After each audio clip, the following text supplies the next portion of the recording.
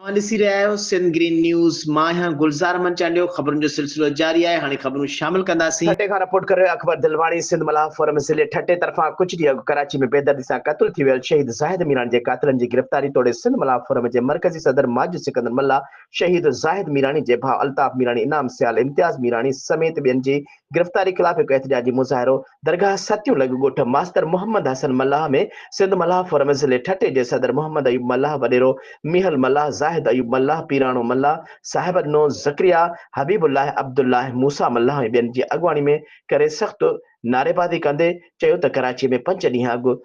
ॾींहं ॾिठे अफ़गानी पठाण हिकु सिंधी नौजवान ज़ाहिद मीरानी खे बेदर्दी सां क़त्ल करे संदसि घर उजाड़े छॾियो आहे, जंहिंजा कराची पुलिस वारा क़ातिल गिरफ़्तार न करण ते शहीद जे वारसनि तूड़ी सिंध मलाह फोरम जे अॻुवाणनि पारां पुरअमन एहतिजाज करण ते कराची पुलिस सिंध मलाह फोरम ज़ाहिद मीरानी जे भाउ अल्ताफ़ मीरानी, इनाम सियाल, इम्तियाज़ मीरानी समेत केतिरनि ई मलाह अॻुवाणनि खे गिरफ़्तार करे गुम करे छॾियो आहे, जेको अमल मुज़मत जोॻो आहे। हुननि चयो त पुलिस क़ातिलनि अॻियां बेवस बणियल आहे, जेका उन्हनि खे गिरफ़्तार करण बजाए शहीदनि जे वारसनि सिंध मलाह फोरम जे अॻुवाणनि खां पंहिंजो आवाज़ उथारण तोड़े एहतिजाज करण जो हक़ बि खसेण चाहे थी, जेका पुलिस जे भुल आहे।